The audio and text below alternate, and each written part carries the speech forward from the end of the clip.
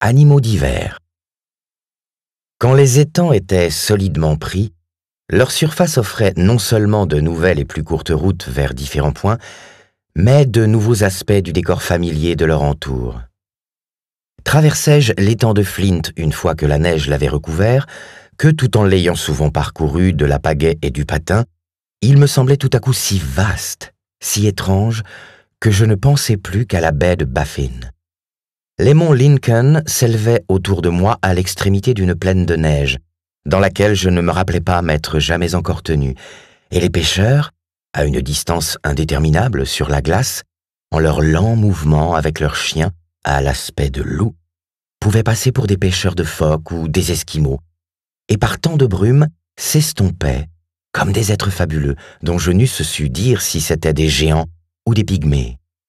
Je prenais par là pour aller le soir faire une conférence à Lincoln, sans suivre une seule route ni passer devant une seule maison entre ma propre hutte et la salle de conférence. Dans l'étang de l'Oie, qui se trouvait sur mon chemin, habitait une colonie de rats musqués, lesquels élevaient leurs cases haut au-dessus de la glace, quoiqu'il ne s'en montrât pas un dehors lorsque je le traversais. Walden se trouvant, comme les autres en général dépourvus de neige, ou rien que semé par-ci par-là d'amas légers, était ma cour où je pouvais me promener librement lorsque la neige avait ailleurs, en terrain plat, près de 2 pieds d'épaisseur, et que les villageois étaient confinés dans leurs rues. Là, loin de la rue de village, et, sauf à de très longs intervalles, loin du tintement des sonnettes de traîneaux, je glissais et patinais, comme dans quelques grands parcs à élan bien foulés, sous la menace des bois de chêne et des pins solennels surchargés de neige ou hérissés de glaçons. Pour bruit dans les nuits d'hiver, et souvent dans les jours d'hiver, j'entendais les accents désolés mais mélodieux d'un duc, indéfiniment loin. Un bruit comme celui que produirait la terre gelée sous le coup d'un plectrum convenable, la lingua vernacula même du bois de Walden, à moi devenue tout à fait familière, quoique jamais il ne m'arriva de voir l'oiseau pendant qu'il le produisait. Rare le soir d'hiver où j'ouvris ma porte sans l'entendre. Ouh, ouh, ouh, ouh, ouh, ouh, ouh, ouh, ouh, ouh, faisait-il, d'une voix sonore, et les 3 premières syllabes prononçaient quelque chose comme « How dare do » ou parfois seulement « Ouh, ouh, ouh, ouh ».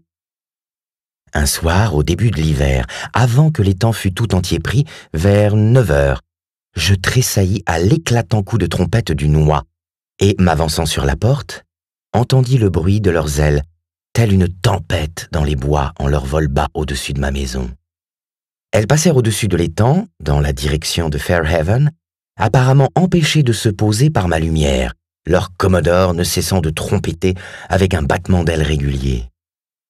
Tout à coup, un incontestable grand-duc, de tout près derrière moi, entreprit de la voix la plus discordante et la plus formidable que j'aie jamais entendue de la part d'un habitant des bois, de répondre à l'oie à intervalles réguliers, comme résolu à dénoncer et décréditer cet intrus de la baie d'Hudson en montrant une plus grande portée, comme un plus fort volume de voix chez un indigène, pour finalement le bouhouer hors de l'horizon de Concorde. Qu'est-ce qui vous prend d'alarmer la citadelle en cette heure de nuit à moi consacrée?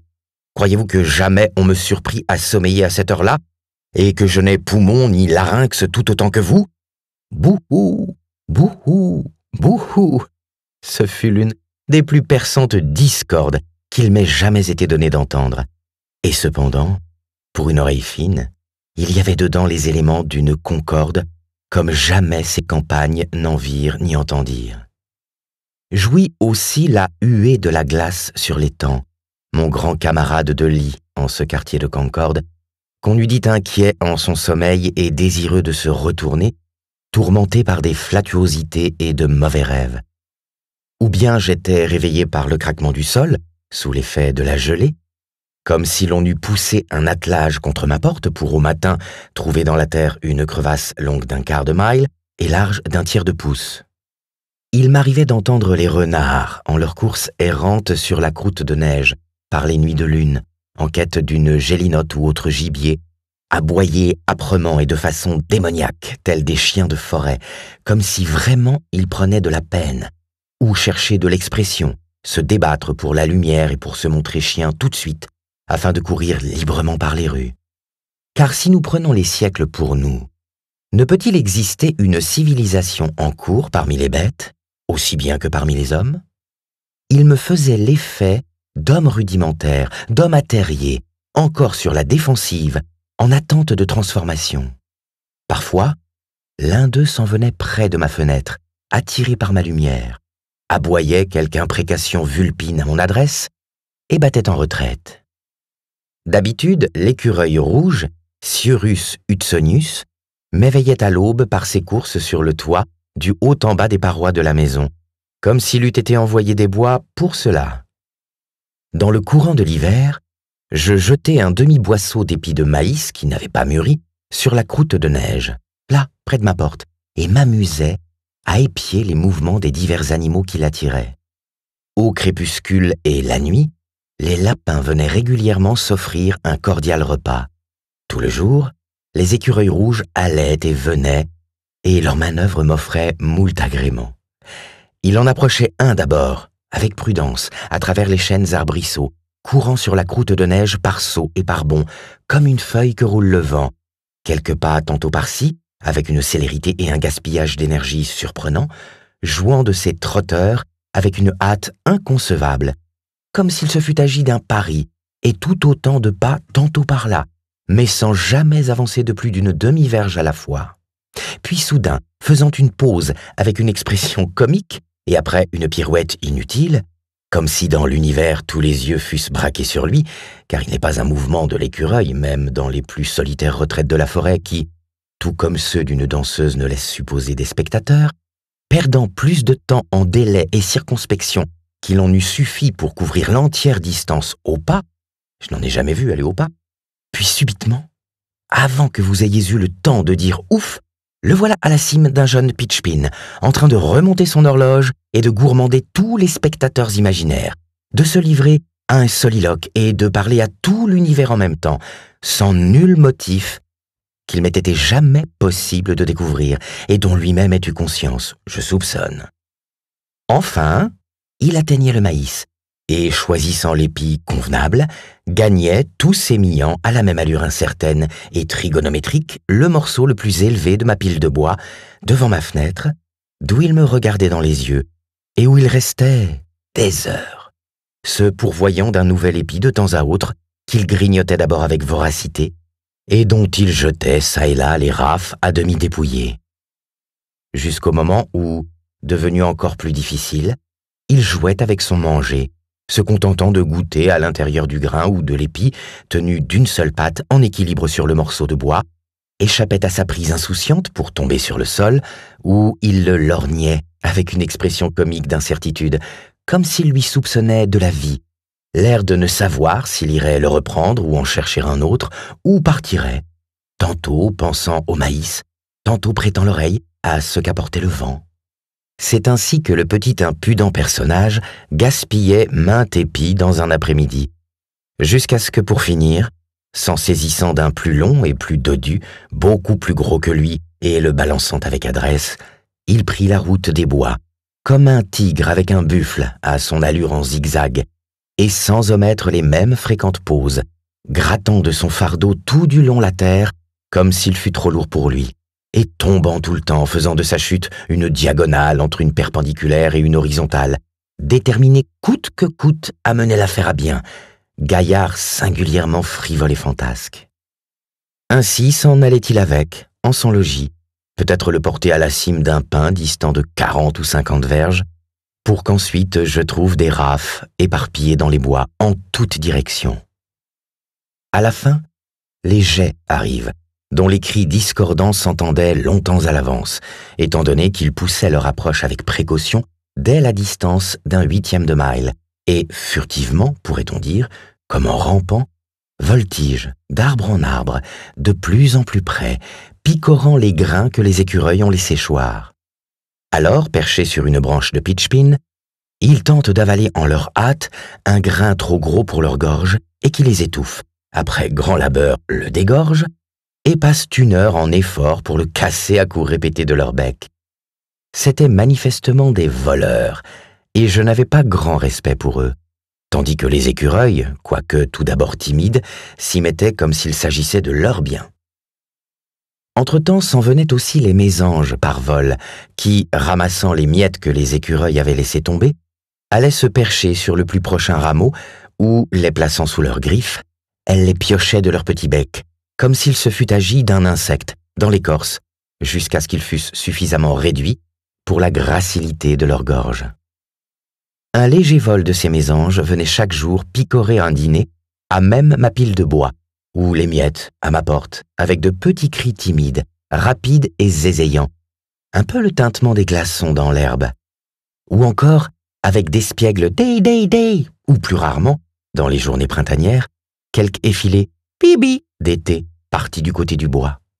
Elles se montraient si familières qu'un beau jour, l'une d'elles s'abattit sur une brassée de bois que je rentrais et se mit à becqueter les morceaux sans crainte.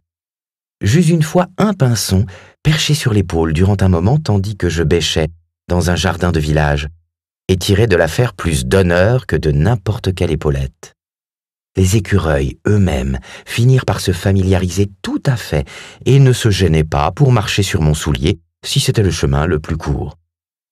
Lorsque le sol n'était pas encore complètement caché, comme aussi vers la fin de l'hiver, lorsque la neige avait fondu sur mon versant sud et autour de ma pile de bois, les gélinottes sortaient du couvert matin et soir pour y prendre leur repas.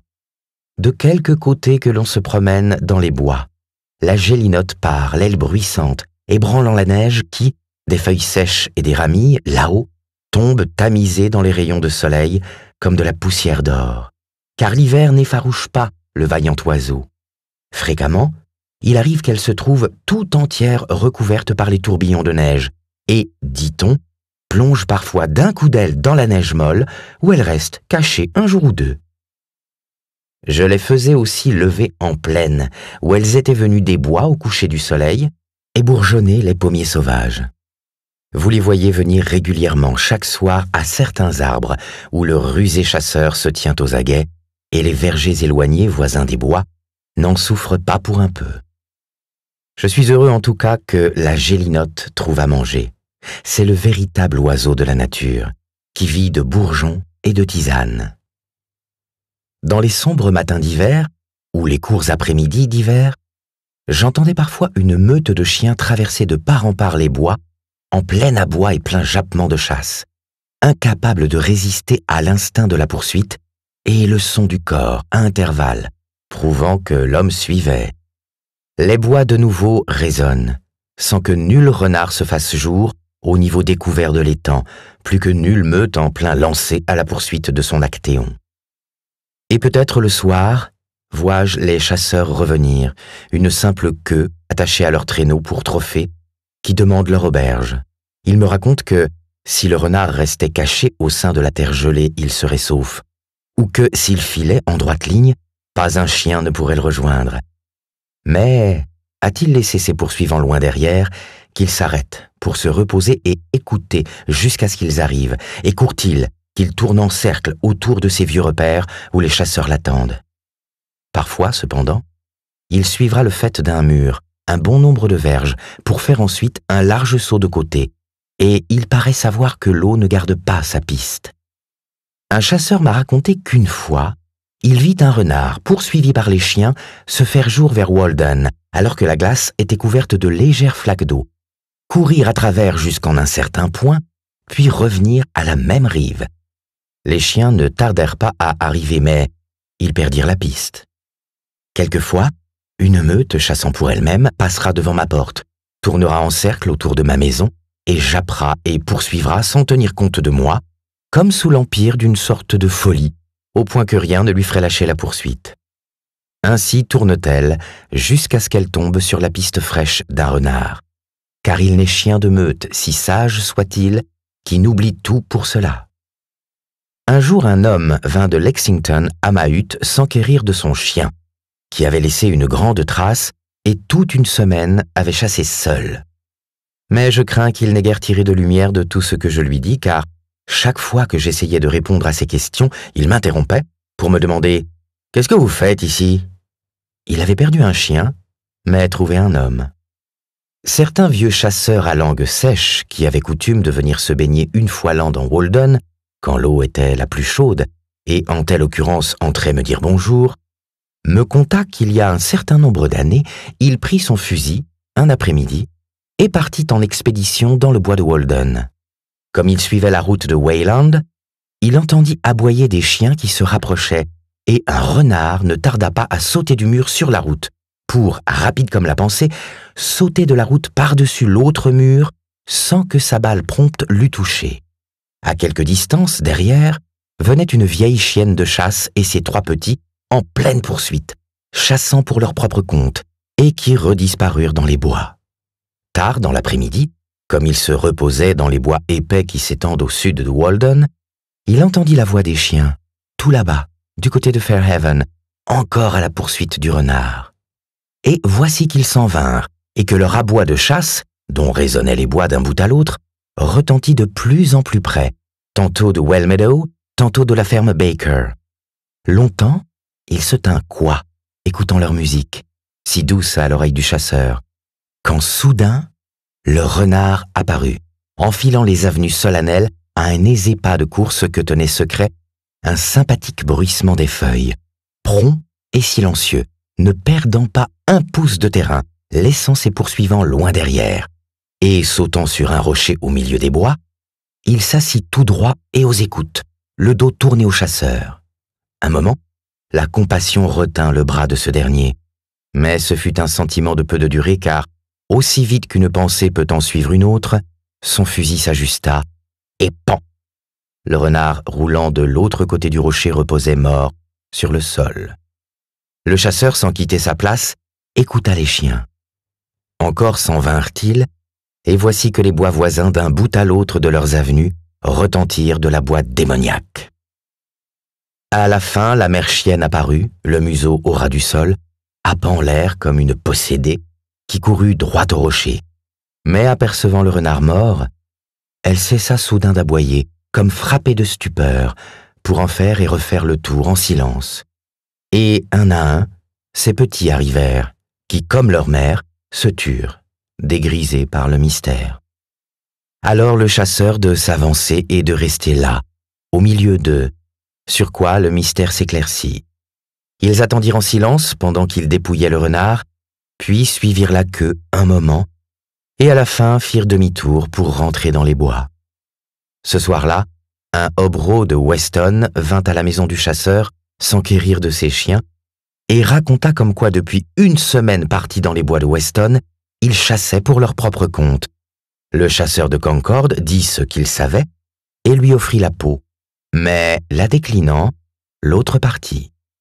Il ne trouva pas ses chiens cette nuit-là, mais le jour suivant, apprit qu'ils avaient traversé la rivière et élu domicile pour la nuit dans une maison de ferme d'où, bien restaurés, ils prirent congé de bonne heure au matin. Le chasseur qui me conta cette anecdote se rappelait un nommé Sam Newting, qui d'ordinaire chassait l'ours sur les hauteurs de Fairhaven et en échangeait la peau pour du rhum au village de Concord, lequel lui dit même y avoir vu un élan. Newting possédait un fameux chien pour le renard, appelé Burgoyne, que d'ordinaire mon informateur lui empruntait. Dans le brouillard d'un vieux négociant de cette ville, de plus capitaine, secrétaire de mairie et député, je trouve l'écriture suivante. 18 janvier 1742-3. John Melvin C.R. pour un renard gris 023. On n'en trouve pas ici en ce moment. Et dans son grand livre, 7 février 1743, Ezekias Stratton est crédité pour une demi-peau de chat, sic, 0, 1, 4,5. Naturellement un chat sauvage, attendu que Stratton, sergent dans la vieille guerre française, ne se fût point vu crédité pour chasser moins noble gibier. Crédit est accordé en outre pour des peaux de daim, et l'on en vendait quotidiennement. Un homme conserve encore les cornes du dernier daim tué dans ce voisinage-ci, et un autre m'a raconté en ces détails la chasse à laquelle son oncle prit part. Les chasseurs formaient ici, jadis, une bande aussi nombreuse que joyeuse. Je me rappelle fort bien un émeraude décharné, qui, ramassant une feuille sur le bord de la route, en tirait des accents plus déchirants et plus mélodieux, si ma mémoire est fidèle, que n'en peut fournir nul corps de chasse. À minuit, lorsqu'il y avait de la lune, je rencontrais parfois dans mon sentier des chiens en train de rôder dans les bois, lesquels s'écartaient furtivement de mon chemin comme s'ils avaient peur, et se tenaient silencieux dans les buissons jusqu'à ce que je fusse passé. Les écureuils et les souris des champs se disputaient ma réserve de noix. Il y avait des douzaines de pitchpins autour de ma maison, d'1 à 4 pouces de diamètre, que les souris avaient rongé l'hiver précédent. Un hiver norvégien pour elles, car la neige était étendue et profonde, et elles étaient obligées de mêler une bonne proportion d'écorce de pin à leur autre nourriture. Ces arbres, bien vivants, étaient apparemment florissants au cœur de l'été, et nombre d'entre eux avaient poussé d'1 pied, quoique complètement charmés. Mais un nouvel hiver une fois passé, tous étaient morts, sans exception. Il est remarquable qu'une simple souris se voit de la sorte accorder un arbre entier pour son repas, en le rongeant tout autour, au lieu du haut en bas. Mais peut-être le faut-il pour éclaircir ses pins, qui généralement croissent serrés. Les lapins, l'Epus americanus, étaient très familiers. L'un d'eux cacha son gîte tout l'hiver sous ma maison, le plancher seul le séparant de moi, et ne manquait chaque matin de me faire tressaillir par son prompt départ lorsque je commençais à remuer. Pan pan pan, se cognant en sa hâte la tête contre les poutres du plancher.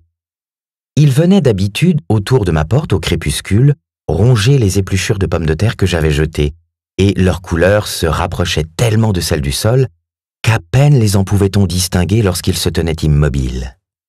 Il m'arriva parfois dans le demi-jour de perdre et recouvrer alternativement la vue de l'un d'eux resté sans bouger sous ma fenêtre. Lorsque j'ouvrais ma porte le soir, un cri, un bond, et les voilà partis. À portée de moi, il n'excitait que ma pitié. Un soir, il s'en trouva un assis près de ma porte, à 2 pas de moi, tout d'abord tremblant de crainte, sans toutefois vouloir bouger. Un pauvre petit être efflanqué, décharné, les oreilles en loques et le nez effilé, la queue chiche et les pattes grêles. On eût dit, à le voir, que la nature ne renferma plus la race de plus noble sang et se tint sur la pointe du pied. Ses grands yeux paraissaient jeunes et maladifs, presque hydropiques. J'avançai d'1 pas, et comme sous l'effet d'un ressort, le voici détalé sur la croûte de neige, le corps et les membres bandés en une ligne gracieuse pour bientôt mettre la forêt entre moi et lui. Libre et sauvage venaison qu'il était, affirmant sa vigueur et la dignité de la nature. Ce n'était pas pour rien, cette gracilité. Tel était donc son caractère. Lepus levipes, pied léger selon d'aucuns. Qu'est-ce qu'un pays sans lapins ni gélinottes? Ils sont parmi les produits animaux les plus simples et les plus indigènes. Anciennes et vénérables familles, connues de l'Antiquité tout aussi bien que des temps modernes, de la teinte même et substance de la nature, les plus proches alliés des feuilles et du sol, et l'un de l'autre. C'est ailé ou à 4 pattes. À peine avez-vous vu un être sauvage lorsqu'un lapin ou une gélinotte se lève devant vous, rien qu'un être naturel, ce qu'on peut attendre du bruissement des feuilles. La gélinotte et le lapin sont encore sûrs de prospérer en tant que vrais indigènes du sol, quelques révolutions qui surviennent. Si l'on coupe la forêt, les rejetons et buissons qui surgissent leur offrent cachette, et ils se multiplient comme jamais. Pauvre pays vraiment qui n'entretient un lièvre. Nos bois fourmillent des 2, et autour de chaque marais, on peut voir se promener la gélinotte ou le lapin, cernés de barrières de brindilles et de pièges de crin, sur lesquels veillent quelques gardeurs de vaches.